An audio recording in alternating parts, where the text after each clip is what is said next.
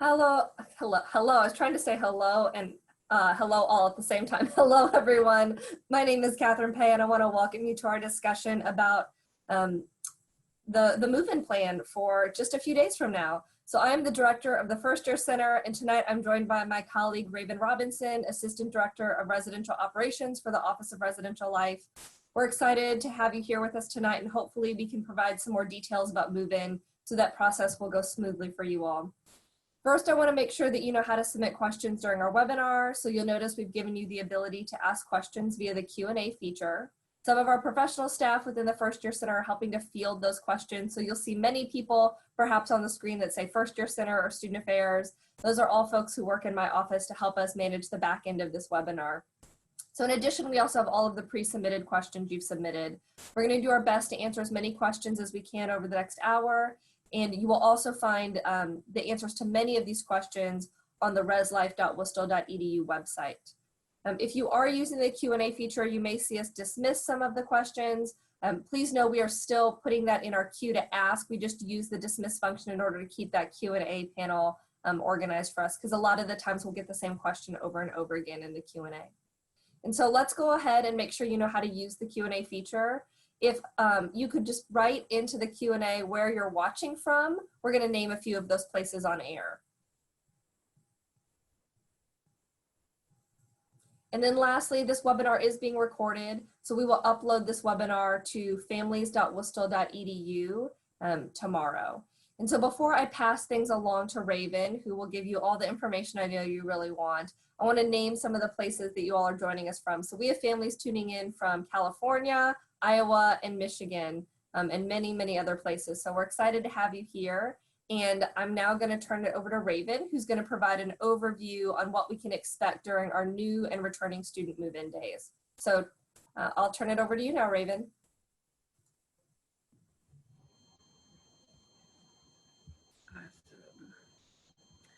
Hello, everyone. My name is Raven Robinson. As Catherine said, I'm the Assistant Director for Residential Operations in Residential Life, and I'm going to be giving a solid presentation on all the information you have all been waiting for. Hopefully your students have communicated with you all, but I did send out a major communication with updates, but we're going to go over it again and also answer some more of your questions.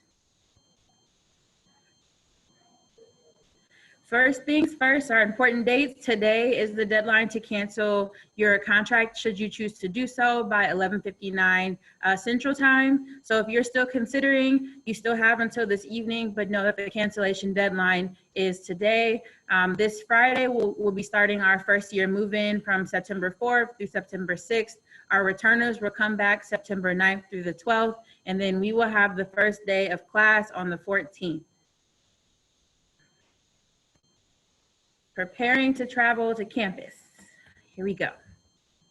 So as you're getting ready to come to campus, many of you are traveling by plane, traveling by car, train. However, continue to limit your interactions. Do not travel if you're sick. Always wear your mask. I have mine, will wash you brand there. Always wear your mask and have hand sanitizer. Wear it at all times. Maintain 6 feet distance. So even if you have to politely tell the person in front of you or behind you to, just 3 extra feet, make sure you're maintaining that distance. And then also avoid gathering with groups of people if you're able, and just stay out of large crowds. Before you check in, a few more important things. If you're under the age of 18, we'll need you to sign a HIPAA release and consent form. All of these documents should have been sent to you by our office. If you don't have these items, please let us know. If you're going to turn 18 before you get to the check-in, you are perfectly fine. Our records currently have you as 17, which is fine as well, but make sure if you're under the 18 at the time of check-in, you must have signed by your parent or guardian the HIPAA release and consent form. And this is the most important thing, and this has been repeated throughout the document. I don't know how many times I can say this, do not eat or drink anything for 30 minutes prior to your test time. I will say it one more time. Do not eat or drink anything for 30 minutes prior to your test time. This includes toothbrushing, mouth washing, gum chewing, drinking water, and tobacco use, okay? So don't mindlessly drink some water right before you walk in because you will have to wait another 30 minutes. So do not eat or drink anything for 30 minutes. The next thing is if you don't follow these preparation guidelines, you will delay your testing and then you will also delay your move-in. So follow those guidelines, please. The next step is arriving to your check-in. So all students will check in at West Campus Conference Center. The address is in the communication we sent this afternoon, but it is also easily found by a Google search. You will start here at West Campus. This is your first stop, so I want to make sure I make that clear. Your first stop is West Campus. For our returners, do not go to a residential life center, office, or anything. Everyone's first stop is West Campus Conference Center. Again, do not eat or drink anything for the 30 minutes prior to your test time. Make sure you bring a smartphone, a tablet, or a laptop into your registration. And then students will proceed alone into the West Campus Conference Center. So parents, you will remain in your car while your students are checking in. Students will proceed into the check-in site alone and then receive their testing. Masks are required at all times. This is important. So we're getting a lot of questions or emails to adjust your check-in time. Sorry if you hear some trash going on in the background. I apologize. I'm in an enclosed space, but also still things are happening on campus. So testing will close promptly at 5 p.m. So that means the doors will shut. So if you arrive at 4:59, we'll still let you into the door, but at 5 p.m. the doors will shut. We will be shutting down shop here at the check-in site. So if you have any issues with your time, need it adjusted, need your date adjusted, now is the time in the next few days to be emailing our office to adjust your dates, but we will close the doors at 5 p.m. At that time, you will be responsible for finding your own accommodations for the night should you miss the 5 p.m. cutoff. Completing your check-in, this is the great part. So as you exit the site, you will receive a complimentary COVID kit. I showed you a little piece of mine. So again, make sure you're wearing your mask at all times. And then you will receive residential life materials. So that is your key and any additional materials we need to give you. But the most important part is receiving your key and some more information.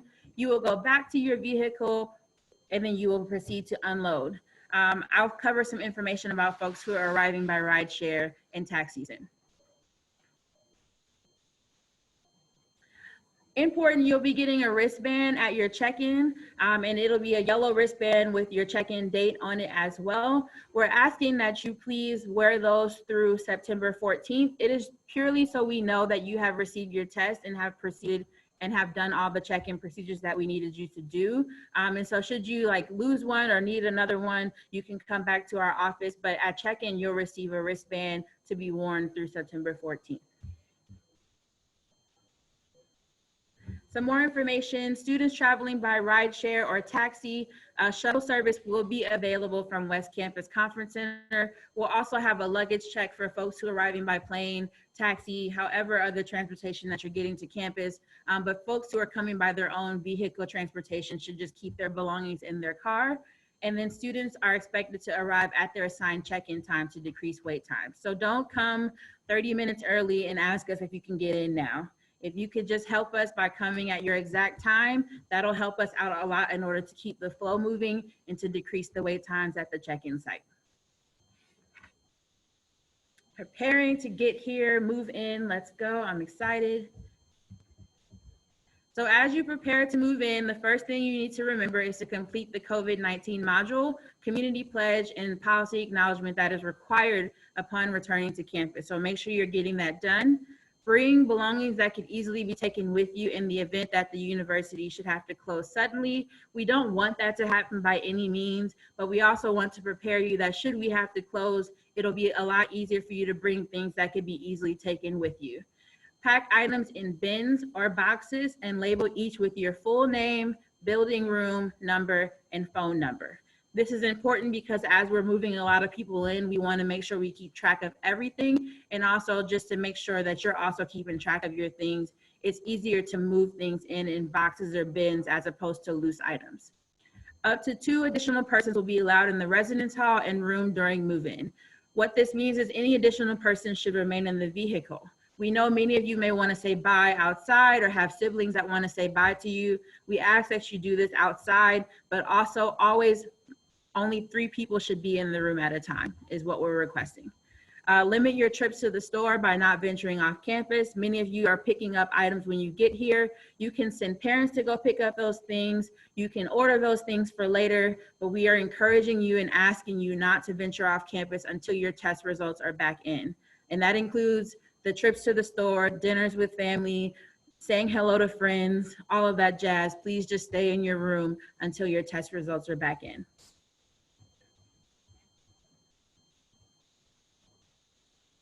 The fun part is moving in. First year students, once you're done checking in, you'll proceed to Shepley Drive. You'll go to your specific building. So we'll have some waving flags running around. We'll have people in shirts. We'll be ready for you when you get here. You'll see some folks in a moving crew shirt. Those are our professional assistants to help you move your items into your room. And then you will be responsible for unpacking your things. Once you're all done, moved into your room and unpacked, you will say bye to your family, your guests, your helpers, whoever was able to get you here to campus, and they're asked to leave no later than 7 p.m. For our returning students,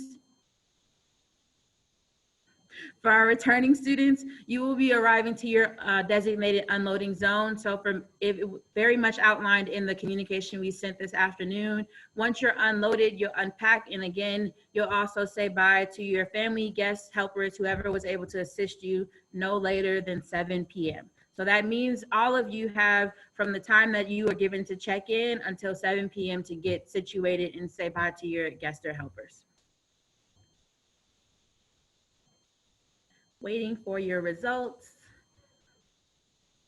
So while waiting, the processing time for the test takes approximately 24 to 48 hours. Negative results will be emailed directly to your student's Wustel email. Positive results will be communicated directly from our Habit medical staff and then to a student by phone, and we'll follow our established protocol. And then we are asking you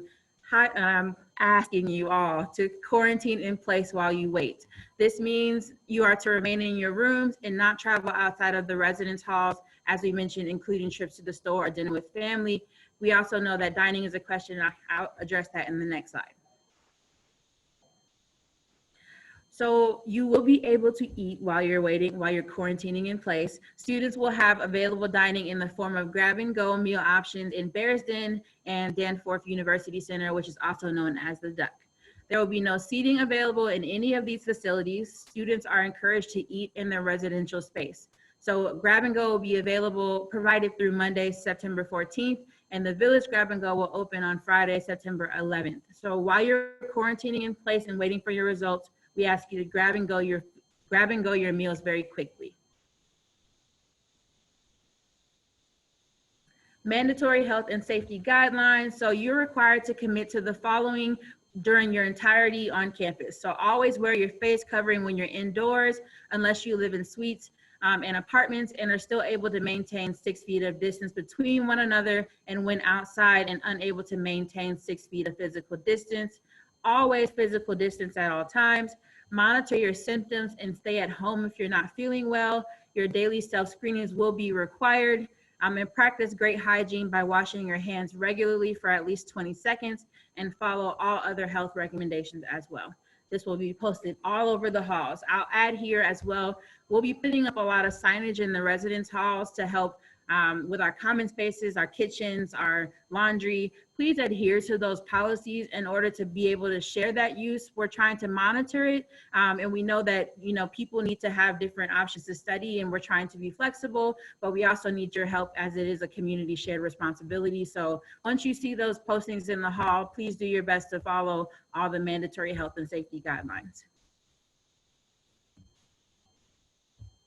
Mail services. So I know many of you have questions about mail. Mail services does have a new website, but I wanted to give you some information that they shared with me. So appointments must be made with mail services to pick up packages or perform retail functions.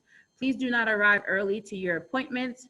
Mail services is working to place students' mail in their residential spaces prior to their arrival. So they have a whole timeline of how they're delivering these items that can be found on their website. Additional lockers have been added to each area with a 24/7 pickup, and masks must be worn at all times when picking up or retail transactions. So for more information, you can go to the website that's listed here, or you can email their department. Your best guess, and if you have any mail questions, is to always reach out to them directly.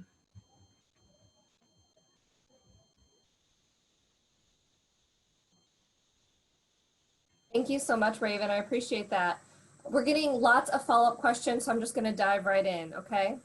So if a student happens to be in St. Louis the day before their assigned move-in time, or they're in St. Louis just a little bit early on that day, can they, I know you just answered this, but I'll repeat it again. Can students come early for their COVID-19 test, or do they need to arrive at their assigned time slot? Please arrive at your assigned time. If you need adjustments to your schedule or to your travel arrangements as far as your time or day, please email our office. We're trying to be as flexible as we can, but we need you to arrive at your assigned time. And your assigned time, when I'm looking in the housing portal, and let's say it says my assigned time is 9 a.m., it means 9 a.m. is when I should be at West Campus, correct? Yes. Okay. None of these questions are clustered together. We're getting so many, so I'm just gonna kind of ask them as I've got them, okay? So if a student is a returning student and their belongings were here in the spring semester, how can students manage that now? When will the students have those? Are they being delivered to their new assignment? Are there any follow-up steps a student needs to take to make sure that their things get to where they need to go? So if you have a residential contract with us and had things stored, we will be placing those items in your fall space.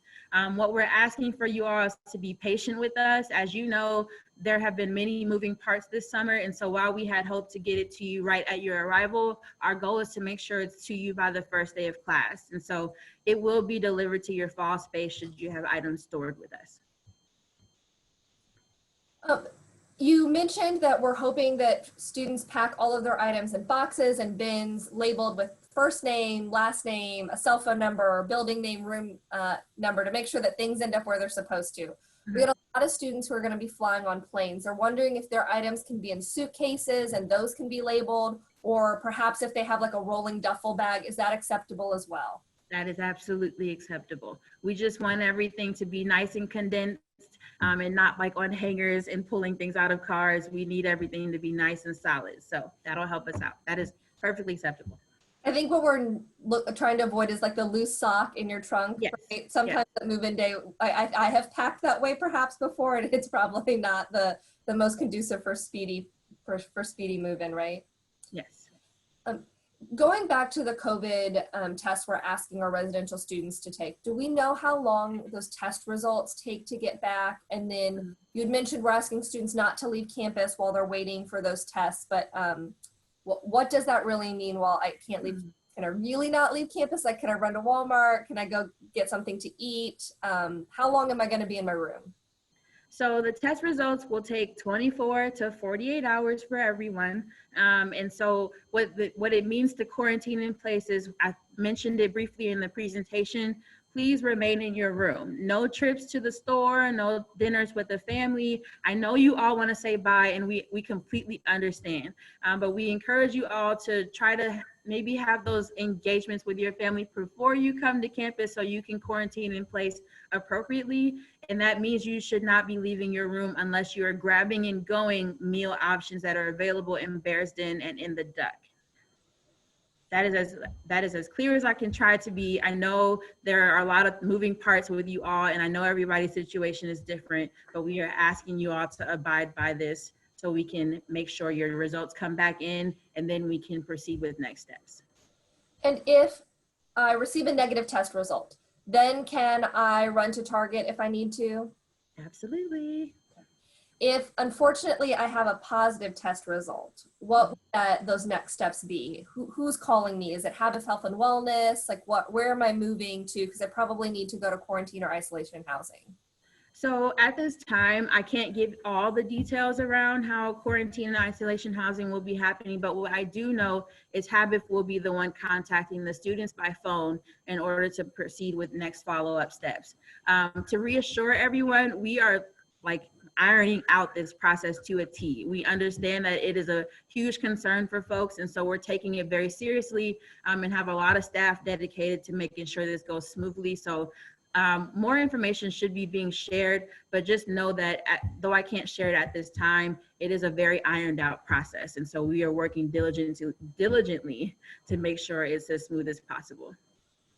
You know, Raven, I've seen a lot on social media about folks being in quarantine housing and worrying about meal delivery. And I just want to say, I did a walkthrough with dining services at the end of last week, and they will be delivering meals 3 times a day, 3 separate meals that look distinctly breakfast, lunch, and dinner. So I know that's one thing that if I were in quarantine housing, I'd want to make sure was going to happen.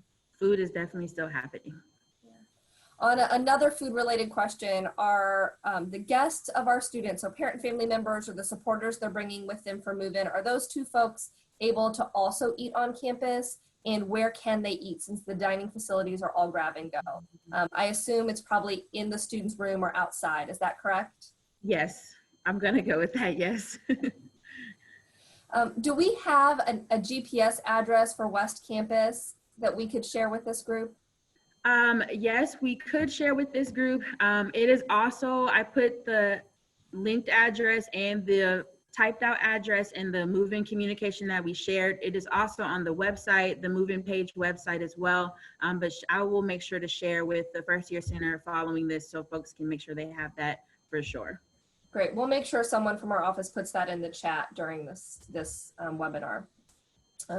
So going back to families who are helping our students, can families continue to help their students move in while their students are waiting for their test results? I know we're asking the students to quarantine, but the family members can still come with them into the building to help them move in, correct? Yes. And if there needs to be a trip to the store, a family could make the trip to the store, just the student can't. So there's an option if people want it. Okay. And then we're asking families to be off campus by 7 p.m. the evening of their move-in, correct? Yes. Are they able to return to campus that next day, maybe if they need to bring a mini fridge from Walmart or an extra set of hangers from Target? I would say if you could wait for your students' results, that would be the best option as far as returning to campus. If you're not able to wait, we ask that you drop off the things, but don't remain in the buildings, and really just work to coordinate that transaction with your student appropriately. Right, because the families wouldn't be able to come in except during the window of their students' specific move-in day, but perhaps they could meet them up at the clock tower if they had to, yes. Or as you suggested, try to make all your trips before you come to campus. Yes, yes.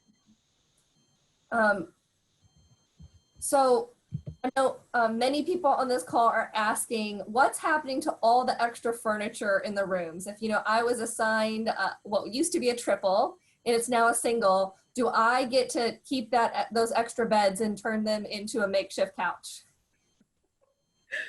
The extra furniture will remain in the room. We're asking you to leave the furniture where it is. We understand that for some rooms, this may be an inconvenience, depending on how you wanted to decorate, but we need the extra furniture to remain.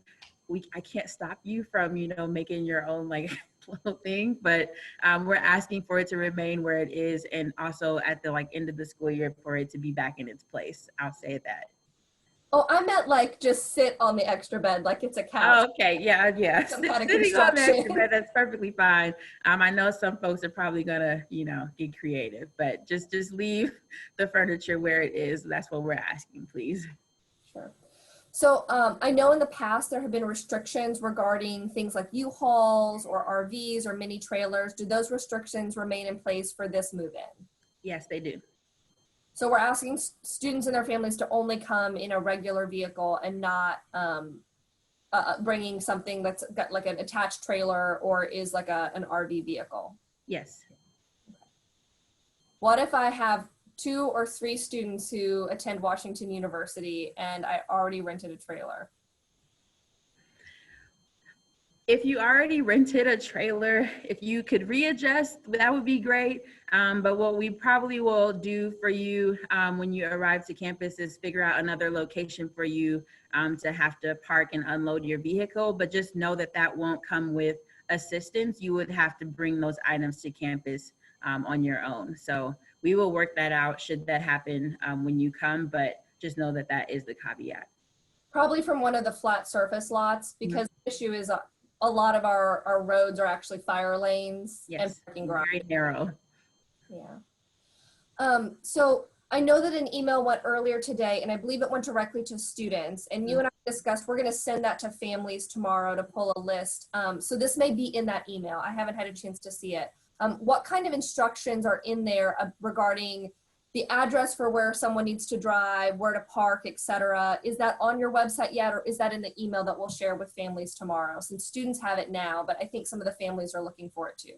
Is this referencing our off-campus folks more returning? I think it's like, what's the address of many things, you know, West Campus, the South 40, some of the off-campus apartments that are, you know, Wash Ave or you drive. Yeah, so for West Campus, the address will be shared. I believe they just shared it in the chat as well. And then for the South 40, we're asking you to enter off of Shepley Drive. So you'll be coming off of, once you leave West Campus, you'll be turning right on Forsyth and then left on, right on Big Ben, my goodness, right on Big Ben and then left on Shepley Drive. That'll get you to the South 40. And I believe that address is also linked in the information that I shared. All of this can also be found on the website until the First Year Center can make sure it gets to the families. And then additionally for our off-campus apartments, all of you have an address in your portal, in your WashU housing portal, that you can copy and paste into Google to be able to get to your specific location. But we didn't want to, it's already a long email, so I didn't want to put too many addresses in there, but your specific address can be found for your off-campus apartment in your WashU housing portal under assignment. Another COVID-19 testing question. Where should families go after they drop their student off at West Campus for testing? Should they remain in their car, go grab a cup of coffee? Like, how long is their student inside?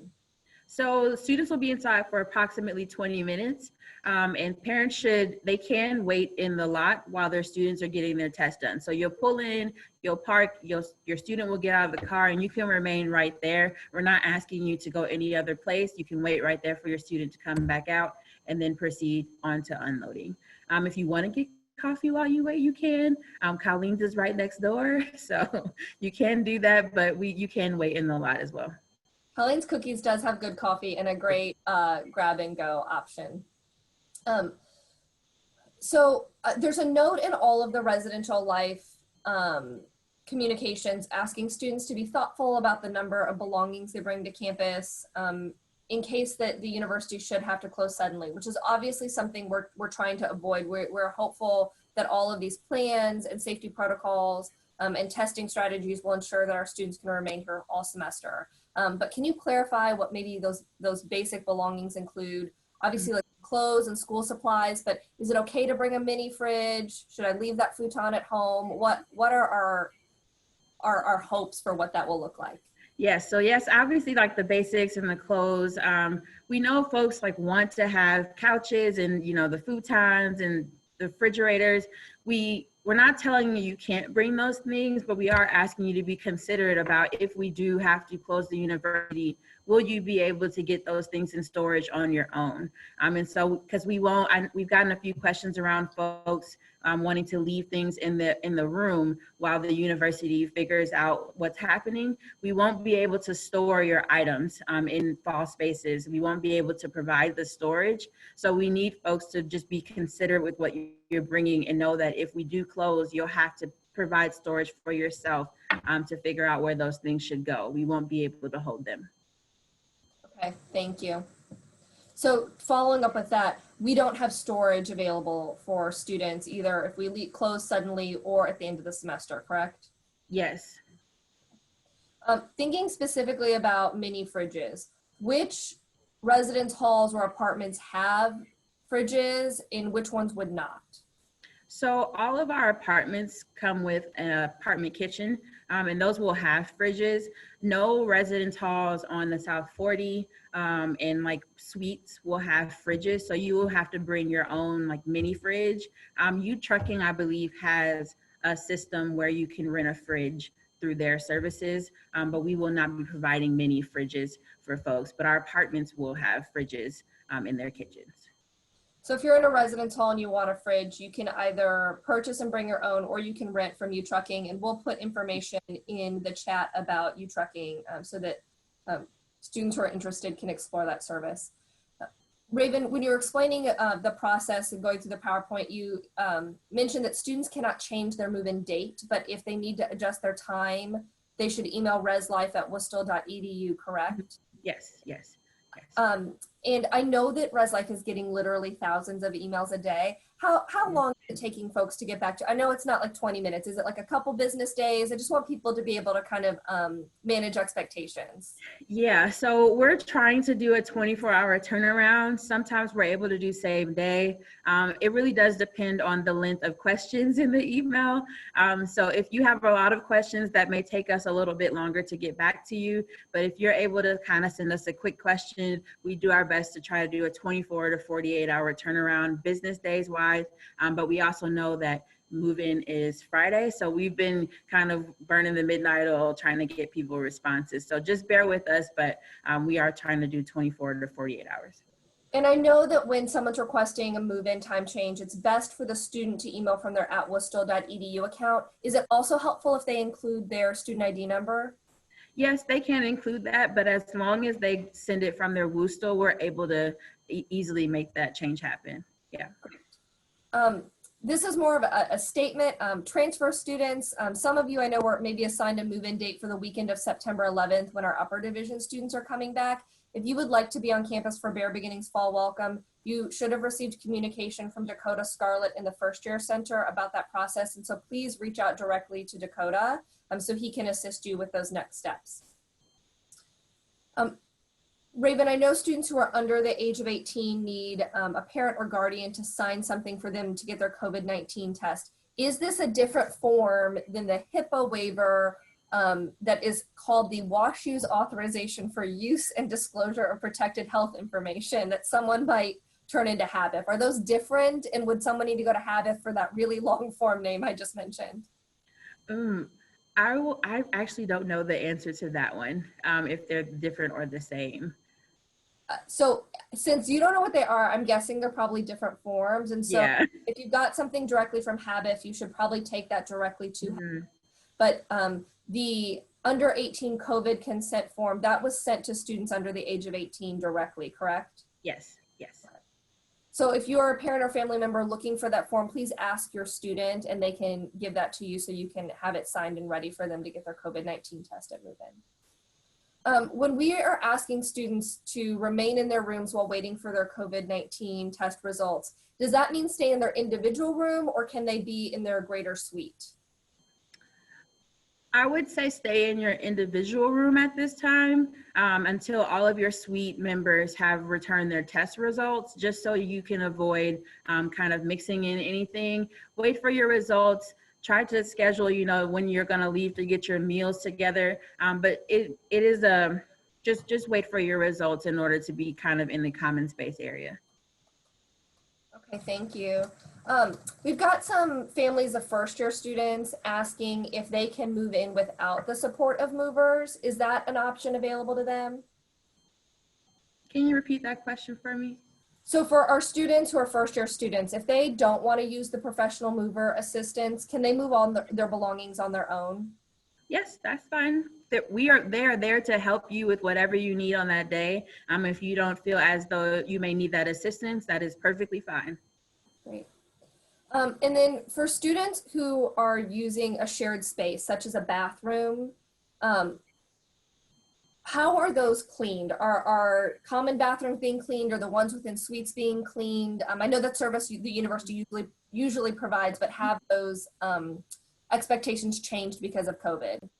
So we have the privilege, I would say, of having cleaning schedules for all of our suite bathrooms, our shared bathrooms. all of those cleaning schedules can be found on the website. And so those are cleaned, I believe, everybody's schedule is different, but I believe at the minimum once a week. And so some things to note around the suite bathrooms is that students, if you want it cleaned more frequently, we encourage you to do so. But I can't promise you that, that frequency will increase, but it is something that we have always provided and will continue to provide and continue to monitor as we monitor the spread of COVID as well. But we do have cleaning schedules for all of our suite bathrooms as well. As we think about other shared facilities, like the common kitchens in some of our residence halls, the laundry facilities, are all of those still open and available for use? All of those will still be open and available for use. I mentioned briefly about the community shared responsibility.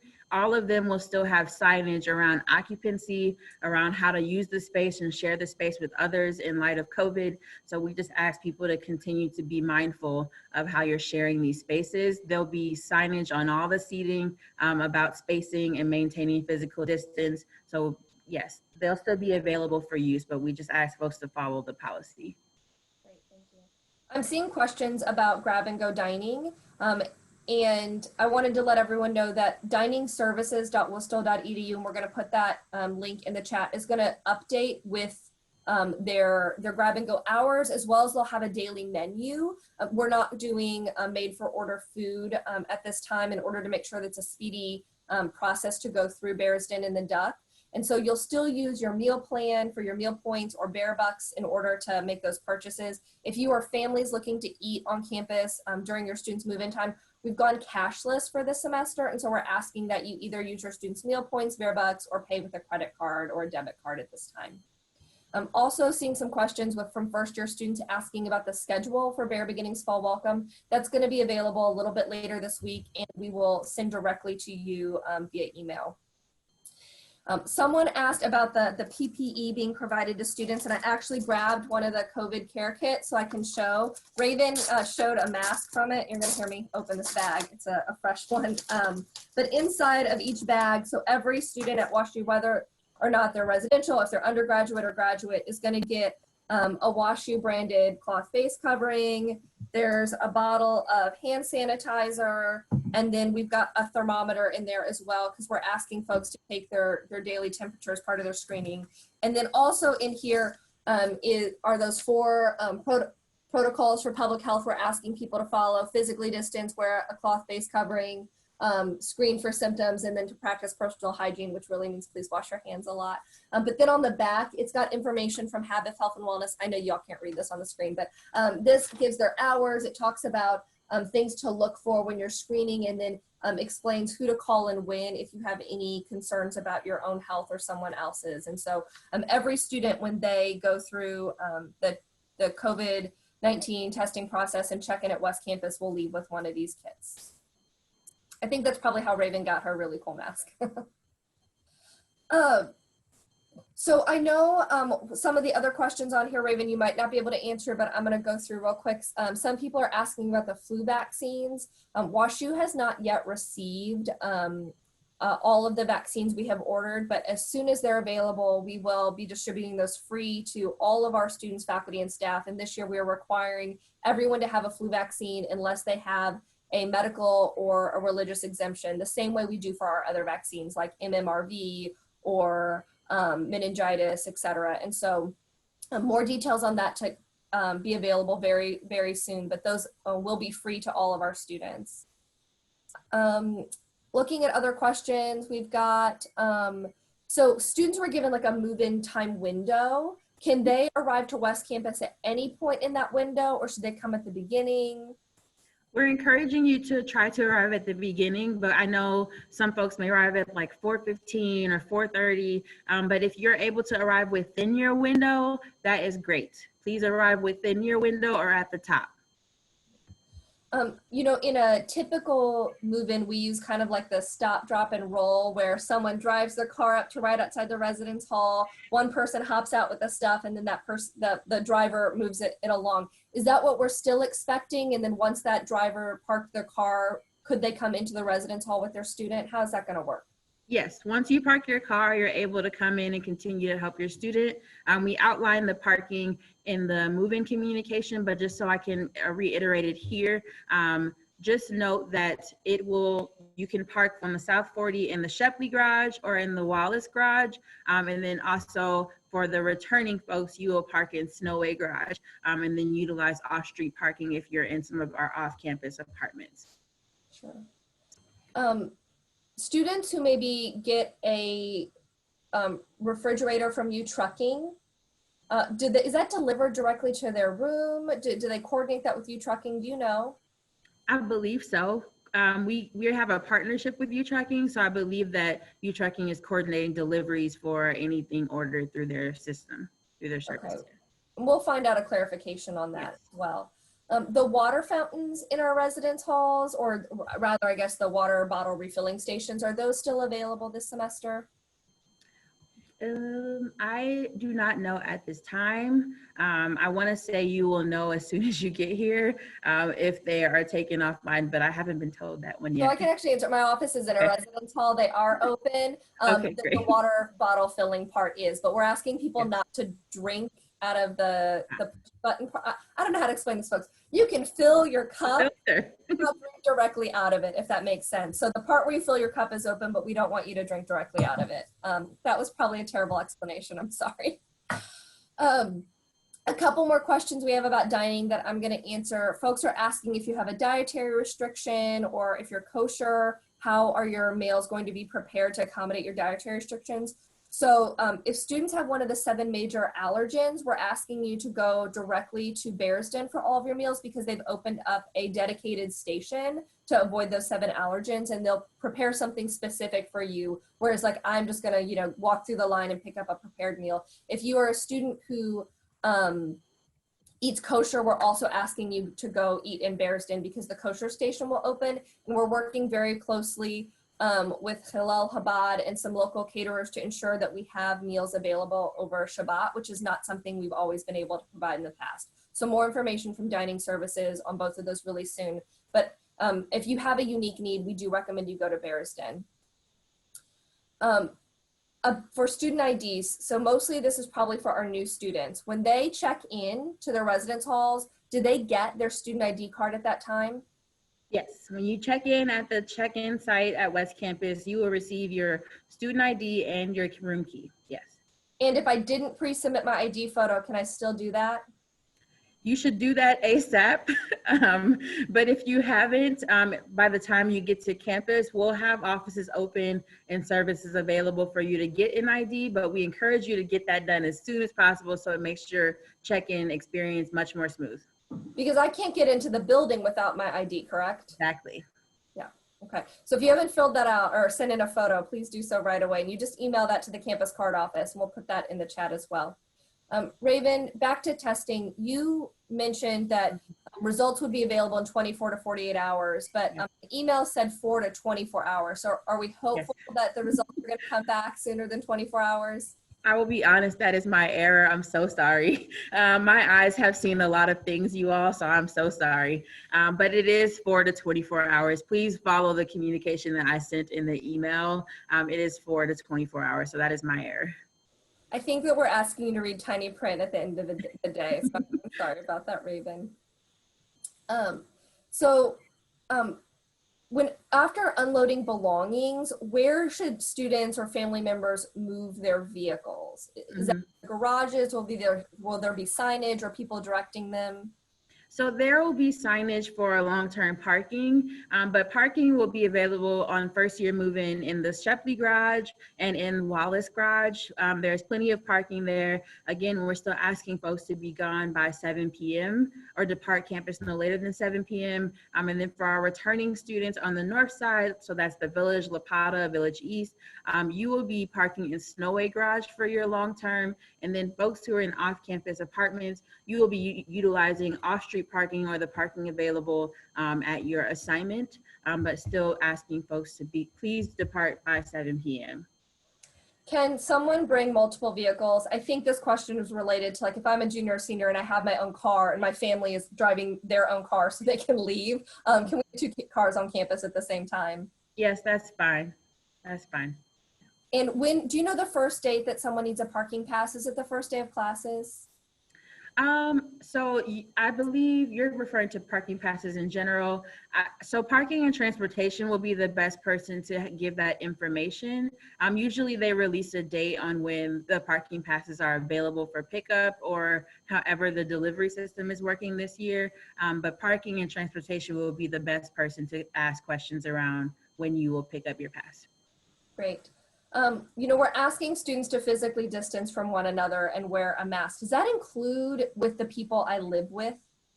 So when you're in your suite, like we know folks are living together and we understand that piece, we encourage you to have conversations with one another about your comings and going. If you're comfortable wearing a mask, please, we're not requiring you to wear a mask in suite, but we're asking you to be physically distanced, have those conversations, monitor where you're going, and just be very careful as you're coming in and out of the building.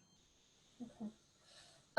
We're getting some questions more about guests and visitors that I'm going to answer. So some students are asking if their family comes with them to campus the day earlier before their move-in, can they explore? So the answer is you can explore the exterior of our campus. Unfortunately, you won't be able to access any of our buildings because at this time they're all locked and only accessible with your student ID. But you are able to walk around campus and kind of give yourself a self-guided tour. We do ask that when you're on our campus that you do wear your mask and physically distance from others. For the students, if you do step foot on campus, make sure that you've completed your COVID Canvas course before you come to campus, and you would need to complete your daily screening. So students, you do your daily screening at screening.worcester.edu. As of today, there's not an app. But I know that they're considering putting one under development, but you can just, like I use my cell phone every morning before I come to work, and I just use the web browser on my phone to go to screening.worcester.edu. So make sure you're doing that every day, students, if you're planning to be on our campus. Raven, back to some more testing questions. Are students only being tested, or are families and guests also being tested at move-in? Students are only being tested at move-in. Okay. And then for our students who are sharing bathrooms, if I arrive, let's say on the first day of move-in, and then you're my roommate and you come the next day, and then you test positive, what happens? Do we both end up being quarantined, or is that a question better left for Habit Health and Wellness when they do their screening?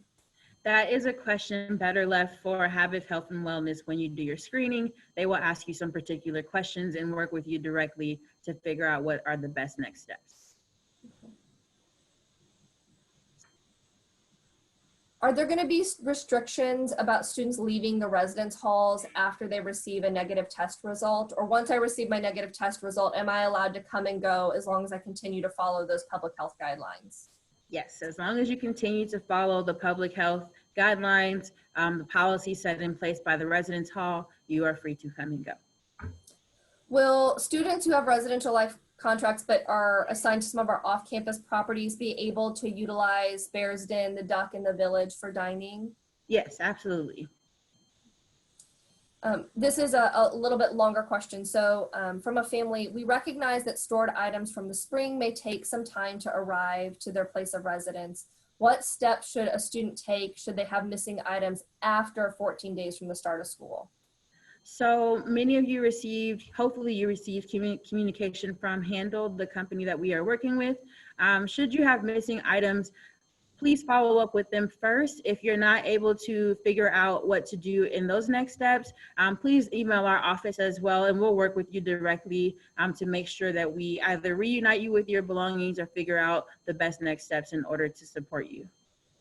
If a student hasn't heard from Handled yet this summer, should they reach out now? Yes, please. Okay. Yes.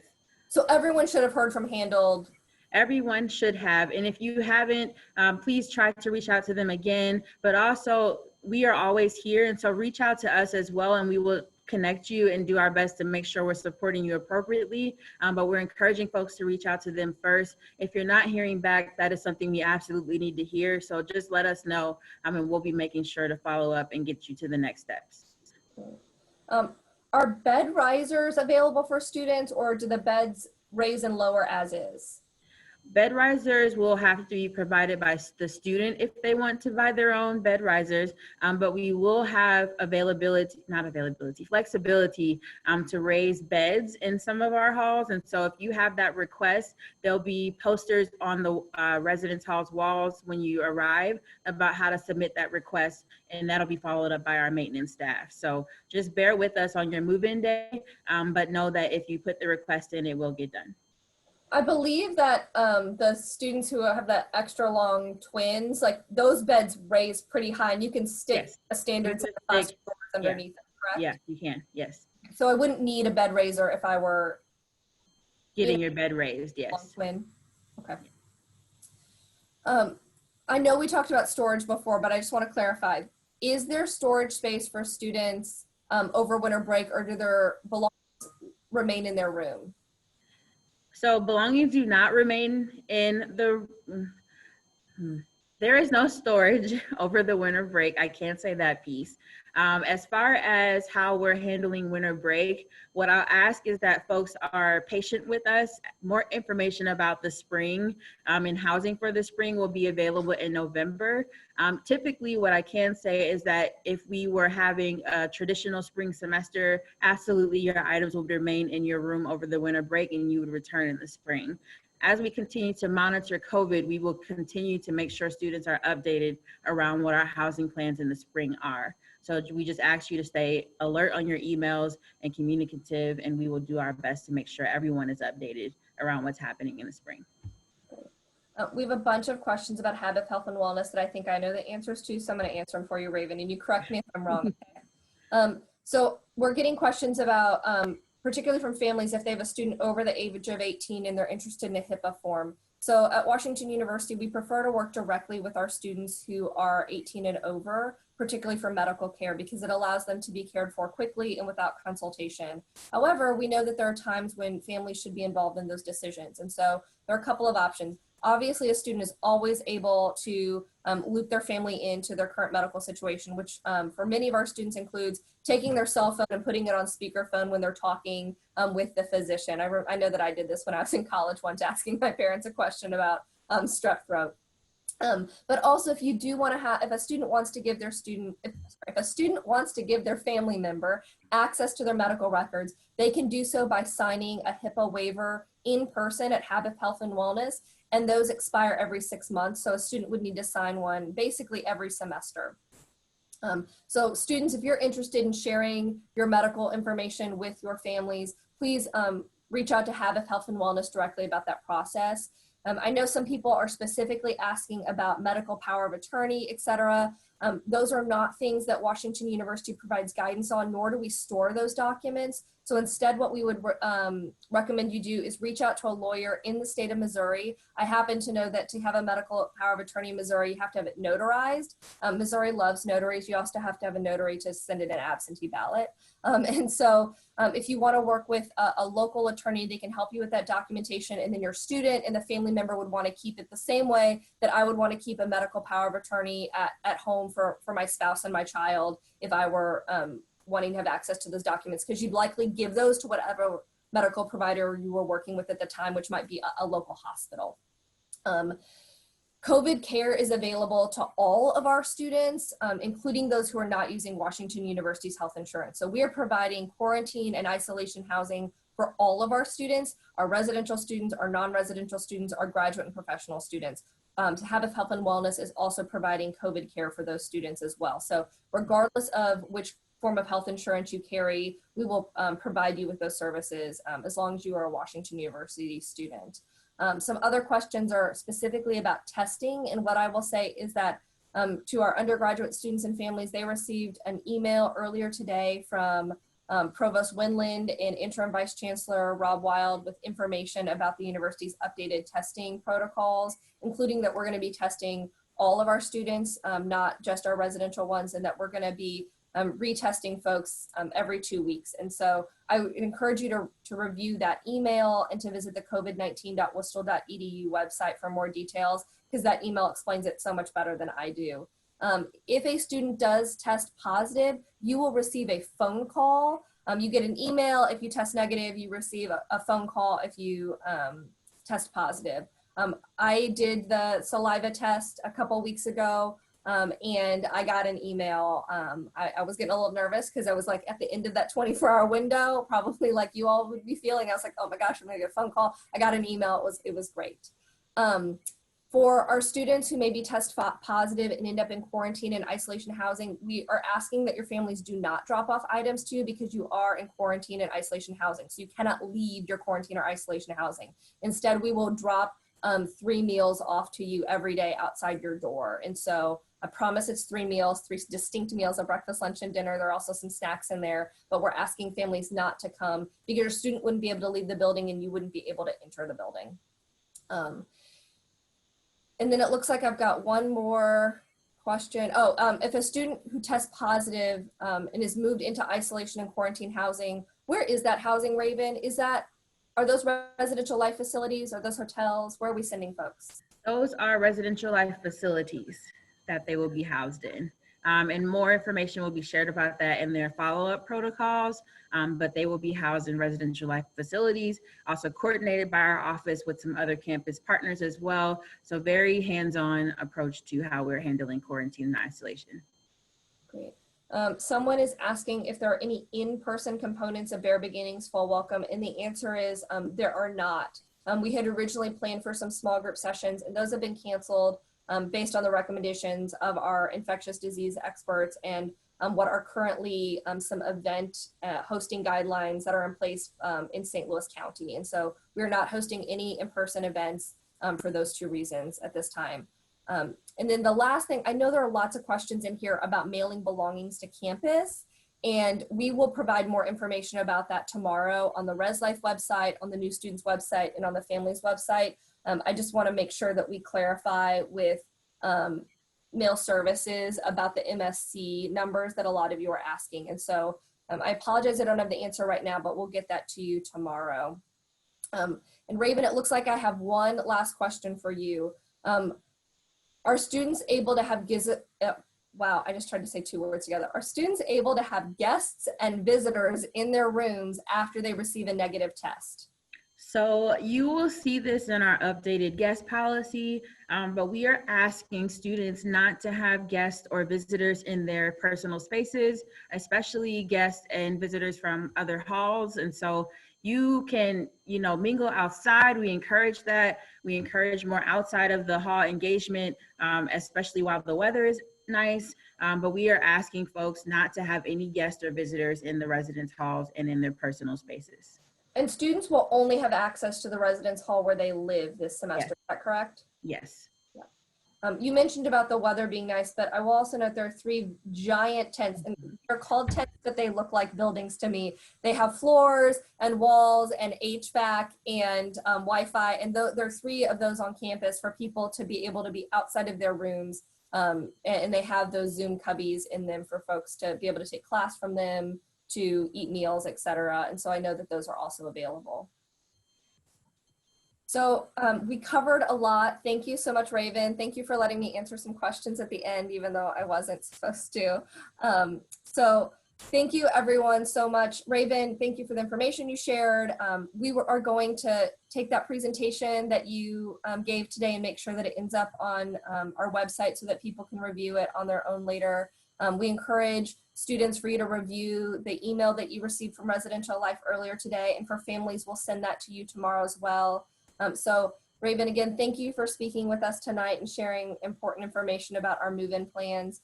To our students and their families, we hope that this was helpful for you. If there are questions we weren't able to answer tonight, please email us at firstyearcenter@worcester.edu and we'll get you an answer as soon as we can. So thank you so much, and we'll talk soon.